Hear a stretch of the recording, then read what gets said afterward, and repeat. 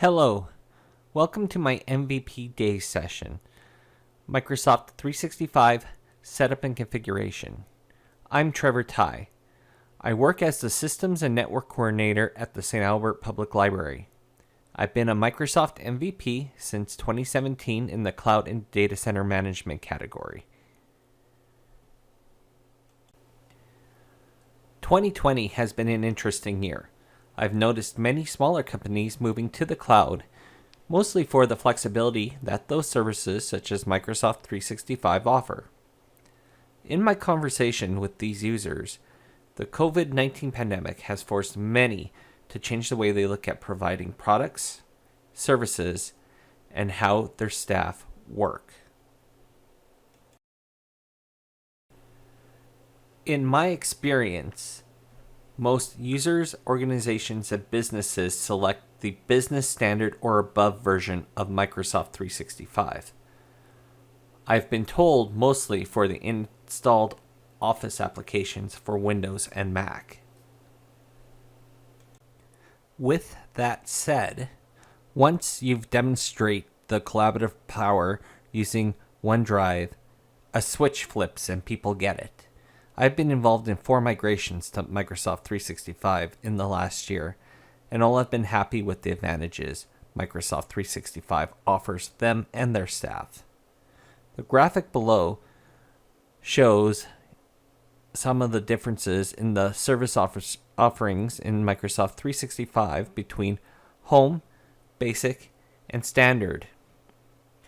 Obviously, a business would not want to go with Home, even though it offers many of the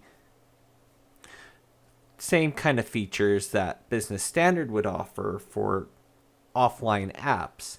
However, for data control, management, and overall experience, and using services such as Teams, that way then people can actually be offline when they're not supposed to be working, is a big win for those businesses.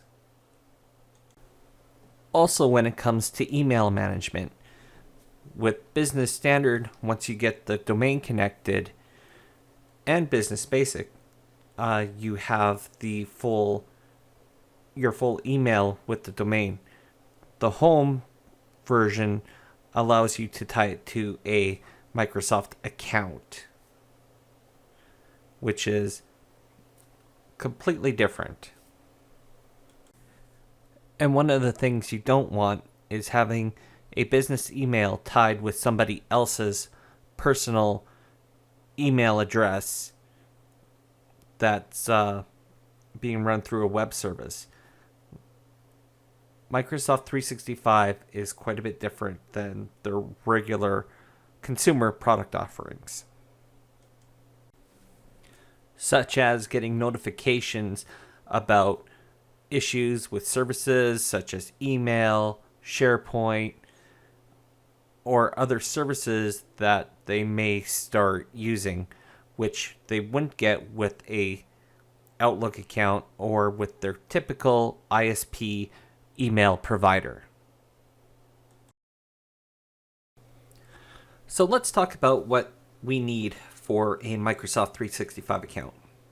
You need a name or some way to differentiate your Microsoft 365 account from somebody else's. Typically, that would be your business name, domain name, what have you. When you sign up, you're going to get your business name or your domain on Microsoft.com. So, for example, I use option key, so it would be optionkey.onmicrosoft.com. And a domain is an optional item to have. It could be mapped to, added on later, to your Microsoft 365 account. Are you using web hosting, or are you just using the name service for the name registrar that you ordered the domain from? Or do you even not need it? You might be happy just using your business name .onmicrosoft.com. a list of emails to create or migrate, and a plan with a timeline to go live. These are some of the things that we need to think about before we can go ahead and set up the Microsoft account, or at least you should, because you can't change it after unless you register a new account, and it would be a big mess. Now, if you're getting set up for a Microsoft nonprofit account, there are a couple other things that you need when you go to get your account. TechSoup account. You need a way to verify your nonprofit status, whether it's business or corporation number. And you also will need to send Microsoft a picture of the registration for the nonprofit account. Okay, so now let's talk about the planning and setting up for the migration of an organization to Microsoft 365. Let's say they just use their ISP email and they're going to move to Microsoft 365. Let's say they got a website somewhere. So what we're going to do is we're going to migrate a company that has their email on their ISP. They got a shared web host, and we're going to get everything running smoothly for them. What I like to do is go through what I call my pre-migration checklist. We go through some of the things that we already covered. The domain, how is it being maintained? Is it through a DNS provider or some sort of ISP? We get that sorted out. We check and see what the TLL length is for said service. And then we update those so that they get changed to a quick DNS TLL time so that the migration goes easier. As I said, if the TLL is set for a week, we have to wait a week for the DNS to update. How many email addresses are we migrating? How many accounts are we creating? And do we have a current backup of the email? And if we don't, and like I said, if it's a week away, then we really won't do the backup or anything until closer to the time that the migration's actually going to happen. So all this is more just kind of pre-planning, preparing, and updating the settings that we need to update. So in this example we're going to be doing, we have a domain, optionkey.ca. It's hosted on a cPanel on a web host, and we're going to update the cPanel to have the new DNS information we require for the exchange, along with some of the optional features that are in Microsoft 365. So now I'm going to show you updating the MX record in the cPanel zone editor for optionkey.ca. I'm going to edit the main record to change the TLL from 14400 to 600.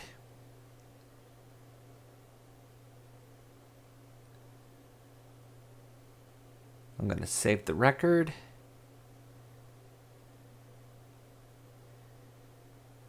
And you can see that I have the MX record filtered so that it shows me all the MX records that I need to update for the domain. And I've updated them all now to 600 seconds. So in 14,400 seconds, the TLL should be 600 seconds, which is 5 minutes. And after that expiry time, once it's been updated, I will proceed with the rest of the migration, and that way then when I enter in the new information for the MX record, I just have to wait 5 minutes for it to update. Then I can change it back to 14,400 as per the hosting provider. All right, so after going through all that, we've waited the amount of time that we need. We come to what I like to call migration day, because typically with the clients I've worked with, the TLL for the DNS is typically a day. In this case, it's 4 hours or 14,400 seconds. We're still going to call it migration day. So we need to do a couple checks. Has the DNS TLL been updated? Are there any last minute changes that could cause a failure, such as an issue with domain registration or anything else like that? Do we have all the required account information for login required for third-party services, such as hosting, DNS providers? Because if somebody changed the password on the cPanel, we're going to have a problem. Do we have all the information required from the MX records when we log into our Microsoft 365 account? Do we have that information? And do we have accounts and email accounts to test and troubleshoot any email issues, failures, after the TLL update has put in the new DNS records for the email or MX record? So, like I said, we're going to verify the DNS TLL has been updated. We're going to use the Google Toolbox site for doing that. I'm going to put in my optionkey.ca domain. I'm going to select the MX record. And we can see here that the TLL is under 600. Or just refresh. So it looks like we're in good shape here. That the MX record refresh is set for 600 seconds. And we can go ahead with our DNS update or MX record update. Now to do that, I need to log into my Office admin portal, office.com/admin portal. And I'm going to have to go into settings. And if you haven't already, you need to add your domain and verify the ownership of that. But you go into settings, domain, and I already got a partial setup going, so I'm just going to continue that through the wizard. I'm going to select continue setup. I'm going to go more options, and I'm going to add your own DNS records, and then I'm going to select continue.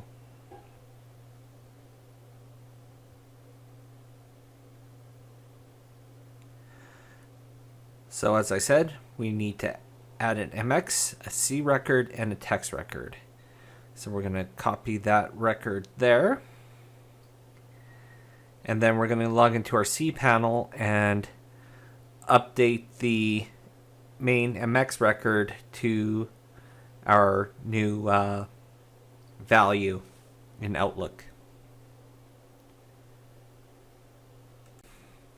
Okay, so I'm going to log into my cPanel now. I'm in my zone editor. I'm adding the Outlook Mail Protection MX record for Microsoft 365, and I'm going to remove the other two after I update this to 7200 seconds. And then I'm going to remove the other two records that we had updated to 600 seconds.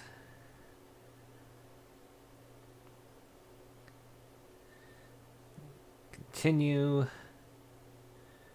delete and continue. Okay, so we have that one all done. Now we have 2 more records to go. So now I'm going to add 3 domain records: the autodiscover.optionkey.ca and enterprise enrollment for Microsoft Intune. These records are able to be put into the zone editor. I'm not going to go over Skype for Business, as that setup is a little bit more, and it's not really required if you're just trying to get email and users off the ground for that kind of setup. So you can see here, I have autodiscover.optionkey.ca set up. I have enterprise enrollment.optionkey.ca set up, and enterprise registration, all put into the CNAME addresses in the zone editor. Now we're going to update our text record to include our Microsoft Outlook spam. So we're in the zone editor in the text record. We want to edit the record file. I'm just going to make this bigger here so we can see the whole thing.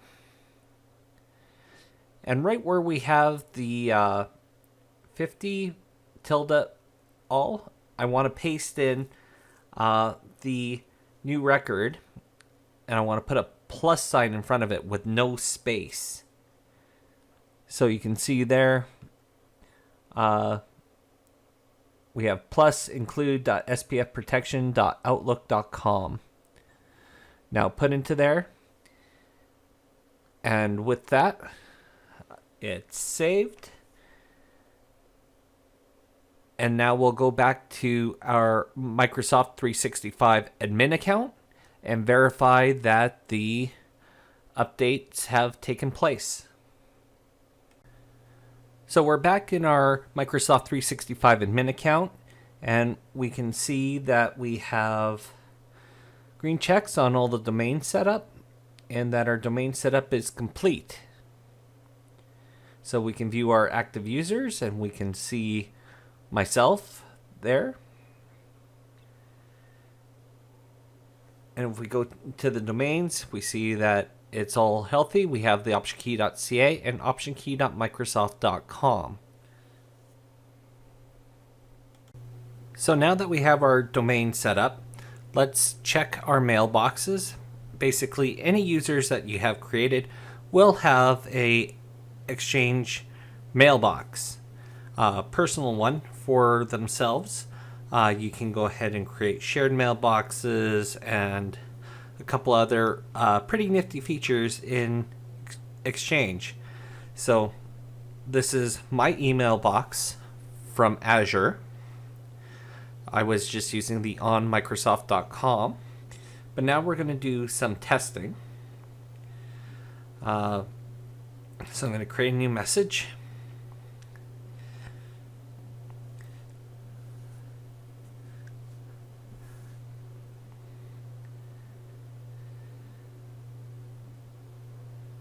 So this is a test message. I'm going to send it. And we can see that I'm able to send the email. And now I'll do a test from my phone. And I will see if I get an email from another email account that I have from a different email provider. Just wait a minute for it to refresh.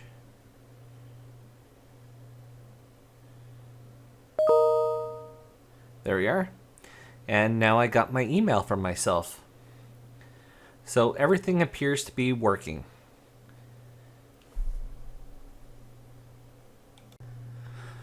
So to wrap it up, have we disabled any mail forwarders that might have been using the old mail server or ISP, the mail provider? And did we receive email on the account? And the answer is yes and yes to both questions here. And we know that it's working. And with Outlook, as I said, when you create a user, they automatically get an email account. At least by default. You could set up different rules and whatnot. for that kind of thing. And for small business, going this route makes a lot of sense. It'll make things easier for you to use, keeps you in control of your data and also your staff's data. So for summary, what kind of things can we do to move things forward, to make things as smooth as possible for the end user? Prep the domain for moving, set TLLs ahead of time, double check, make sure everything is set and you have all the required information for accounts, settings such as the domain, any email boxes you were using on the previous account. Remove any mail forwarders, aliases that might be set up that could cause issues. Test and verify email accounts. Make sure they work from more than one source, preferably different sources, such as possibly your old ISP email. See if you can send it out from the typical address that they would have set you up with, such as a shaw@shaw.ca address or at TELUSnet address, and see if you get the email. Google and your basic Outlook account would also be a good way to go. This concludes my session on Microsoft 365 setup and configuration. I'm Trevor Tye. You can reach me on Twitter at Trevor Tye, email trevortye@optionkey.ca, and follow my blog, optionkey.blogspot.com, where I also have links there to my YouTube page where I post various how-to videos with regards to all sorts of different technology. I would like to thank Dave and Crystal and the rest of the MVPDays team for allowing me to present at this year's MVPDays. And I'd also like you to follow them at MVPDays, #MVPDays. Thank you very much.